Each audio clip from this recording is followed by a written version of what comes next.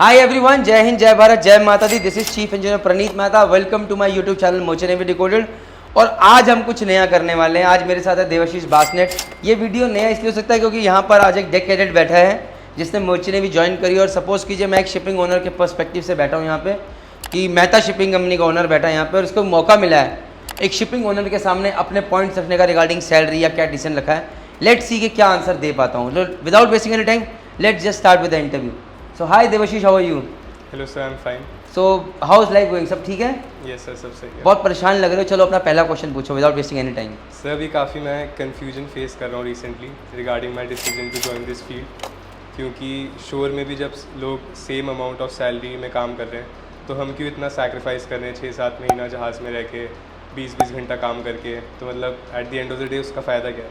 Okay, इस question को मैं दो पार्ट्स में डिस्ट्रीब्यूट करूंगा देवाशीष। पहला, देवाशीष ने बोला कि हम सैक्रिफाइस ज़्यादा कर रहे हैं, हम क्यूबिकल्स में काम नहीं कर रहे हैं, हम एसी में रह के काम नहीं कर रहे हैं। पहला, हमारी मेहनत ज़्यादा है। और दूसरा, देवाशीष ने बोला कि सर सैलरी में उनको हमसे ज़्यादा सैलरी मिलती है और सेम सैलरी मिल रही तो मैं यहाँ क्यों काम करूँ, राइट? तो पहला उठाते हैं, सैक्रिफाइसेस की बात करते हैं। तो मैं ऐसे किसी आदमी को शोर जॉब में काम करते नहीं जानता जो कि 60 लाख 70 लाख रुपए सालाना सैलरी ले रहा है और वो 12-14 घंटे काम नहीं कर रहा है, दबा के मेहनत नहीं कर रहा है, स्लॉग नहीं कर रहा। अगर वो एसी में बैठा तभी उसे पसीने नहीं आ रहे हैं या वो स्ट्रेस नहीं झेल रहा है। मैं ऐसे लोग को नहीं आता। तो मैं यहाँ पर मेहनत की बात कर रहा हूँ, not in terms of labour, I am talking in terms of stress that you get. And trust me, जिस पैकेज की तुम बात करो, अगर उस पैकेज तक कोई बहुत पहुँच के बंदा शोर जॉब पे काम कर रहा है, उसको आपसे 10 गुना ज़्यादा कंपटीशन फेस करना पड़ रहा है, उसको आपसे 10 गुना ज़्यादा मेंटल स्ट्रेस है। और कैसे स्ट्रेस है मैं बताता हूँ। कंपटीशन, जहाज पे तुम आए हो, जिस दिन घुसे उस दिन पता है कि यार कप्तान तो बनूंगा ही बनूंगा।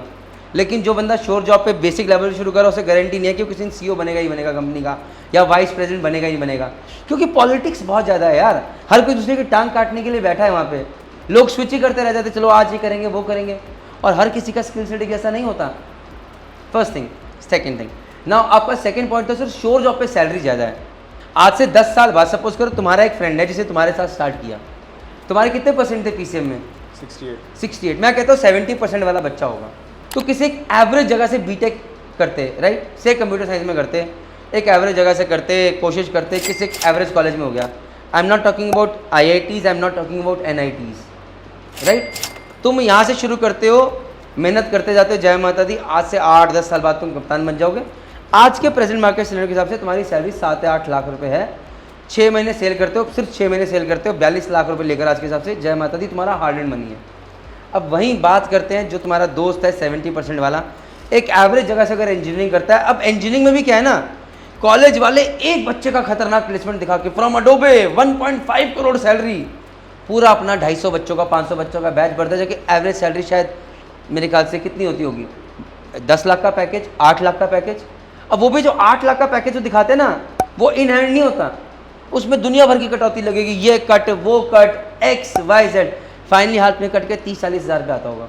फिर आप क्या कर रहे हो? तो अभी हाइब्रिड सिस्टम आ गया बिकॉज ऑफ कोविड। बता दो भाई, दिल्ली में काम कर रहे हो, मुंबई में काम कर रहे हो, फिर बेसिक जर्नी वहीं से स्टार्ट कर रहे हो। तो प्लीज़ समझिए इस बात को।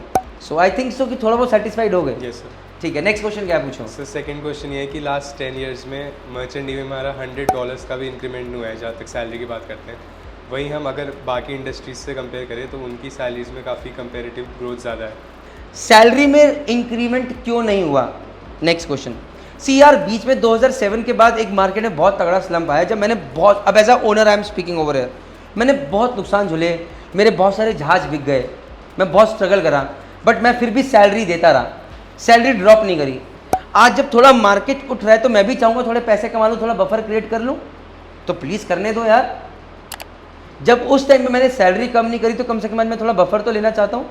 तो कहने का मतलब ये, सैलरी जब मेरी बुक्कत होगी, थोड़ा मैं कमा लूँ, बफर कर लूँ, मैं डेफिनेटली सोचूंगा बढ़ाने की। अगर मैं अच्छी कंपनी हूँ तो मुझे अपने लोगों का ख्याल रखना है।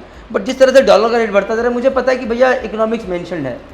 आज की डेट में अगर इन्फ्लेशन के हिसाब से देखूँ, ज़मीनों के रेट बढ़े हैं, एग्री, बट बाकी जगह स्टिल हमारी पेइंग कैपेसिटी बहुत अच्छी है, मैनेज कर सकते हैं। तो एक तो क्या डॉलर की बात करी थी, दूसरी बात मैंने करी सैलरी इंक्रीमेंट क्यों नहीं हो रहा, तीसरी बात क्या थी इसमें बोल पूछा था तुमने क्वेश्चन? सर तीसरा क्वेश्चन था कि अभी रिसेंटली एक रिपोर्ट थी जिसमें कि लिखा गया था कि शिप ओनर्स के जो प्रॉफिट्स हैं वो भी ऑल टाइम हाई में है।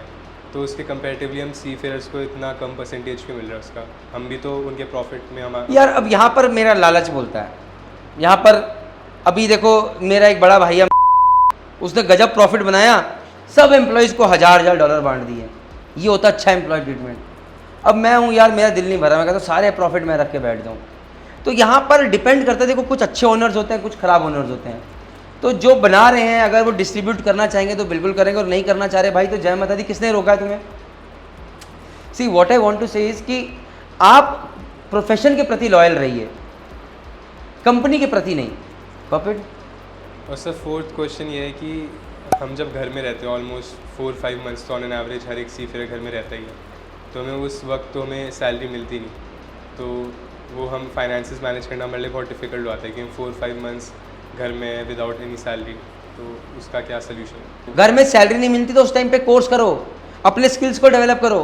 नहीं, हम जहाजी आते हैं, जहाज पे आते हैं, घर को टाइम देना ज़रूरी है, बट साथ साथ कुछ स्किल भी डेवलप कर लो। फाइनेंस मैनेजमेंट के बारे में थोड़ा पढ़ लो, म्यूचुअल फंड में अगर इन्वेस्ट करने का उसके बारे में पढ़ लो, रियल एस्टेट में इन्वेस्ट करने का उसके बारे में पढ़ो, जानो, लोगों से मिलो। हम लोग आते हैं, हमारा वो छोटा सर्कल होता है, उसी में पूरा टाइम बिताते चले जाते हैं, फिर लोग कहीं कहते हैं वहाँ इन्वेस्ट करते हैं और बेवकूफ़ बनते हैं। सो वो जो 6 महीने आप घर पे रहते हो, प्लीज़ ट्राई टू इन्वेस्ट। किसी ने बहुत सही बोला है कि till the age of 30 try to learn new skills, after the age of 30 don't learn new skills, upgrade दो स्किल्स। तो हम लोग दिक्कत क्या करते हैं, 30 साल तक कप्तान बनना है, चीफ एयर बनना है, कप्तान बनना है, चीफ एयर बनना है, ज़िंदगी उसी में निकाल देते हैं। What have we learned? Zero. See guys, again, at the end of the day, ये सिर्फ मेरा पर्सपेक्टिव है and I can definitely be wrong. आप बिल्कुल अपने कमेंट सेक्शन में शेयर कीजिए, आपको क्या लगता है क्या नहीं लगता। डेफिनेटली इस वीडियो में just I am being a ship owner, तो आपको ख़राब लगेगा सर क्या कह रहे हैं, बट रियलिटी ये है कि हम हर कोई अपने लिए सबसे ज़्यादा मतलबी होते हैं, स्वार्थी होते हैं, होना चाहिए। तो प्लीज़ अपने बारे में पहले सोचिए, अपने स्किल्स को डेवलप कीजिए और आगे बढ़ने की कोशिश कीजिए। Thank you very much. जय हिंद, जय भारत, जय माता दी।